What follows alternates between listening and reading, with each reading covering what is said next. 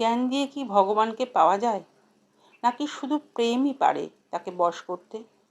একদিন শ্রী রামকৃষ্ণ পরমহংস তার ভক্তদের বলছিলেন, গোপীদের ভক্তি ছিল এমন যেখানে জ্ঞানও হার মেনে যায় আর শুধু থাকে প্রেম।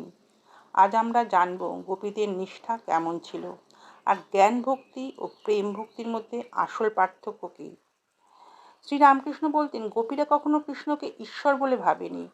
তারা ভেবেছে সে আমাদের প্রিয়, আমাদের প্রাণ। তাদের প্রেম এতটাই গভীর ছিল যে লোকলজ্জা, সমাজ, এমনকি নিজের স্বার্থ সব কিছু ভুলে যেত। এটাই হলো নিষ্ঠা, একনিষ্ঠ প্রেম, যেখানে অন্য কিছু জায়গা পায় না। গোপীরা কৃষ্ণকে চেয়েছিল কিছু পাওয়ার জন্য নয়, শুধু কৃষ্ণকে পাওয়ার জন্য। জ্ঞান ভক্তি কি? যখন কেউ বোঝে ঈশ্বরই সব, আমিও তারই অংশ, তখন সে জ্ঞানের মাধ্যমে ভক্তি করে। এখানে ভক্তি আছে, কিন্তু একটু বিচক্ষণতা, যুক্তি, ভাবনা থাকে। উদাহরণ, সবই ব্রহ্ম, এই জ্ঞান দিয়ে ভক্তি করা। কিন্তু শ্রী রামকৃষ্ণ বলতেন, এই পথে একটু আমি জানি ভাব থেকে যায়। প্রেম ভক্তি, এটাই সর্বোচ্চ স্তর। এখানে কোনো যুক্তি নেই, কোনো হিসাব নেই, শুধু ভালোবাসা। গোপীদের মতো তারা জানতো না কৃষ্ণ ঈশ্বর কিনা, তারা শুধু ভালোবাসত। শ্রী রামকৃষ্ণ বলতেন, প্রেম ভক্তিতে ভগবান বাধা পড়ে যান।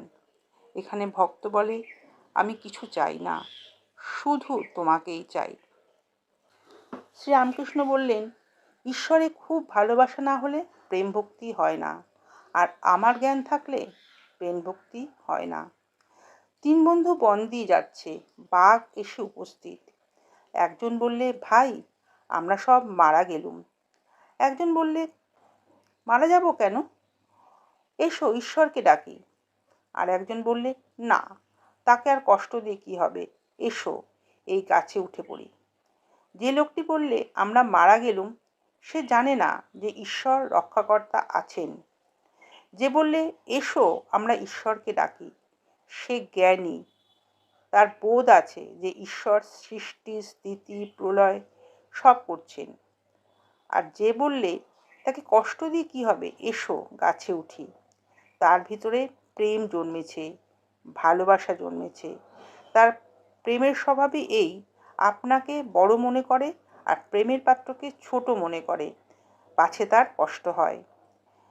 কেবল এই ইচ্ছা যে যাকে সে ভালোবাসে তার পায়ে কাঁটাটি পর্যন্ত না ফোটে। পার্থক্য, জ্ঞান ভক্তি বোঝার মাধ্যমে ঈশ্বরের কাছে যাওয়া, প্রেম ভক্তি ভালোবাসার মাধ্যমে ঈশ্বরকে নিজের করে নেওয়া। জ্ঞান বলে ঈশ্বর মহান, প্রেম বলে তুমি আমার।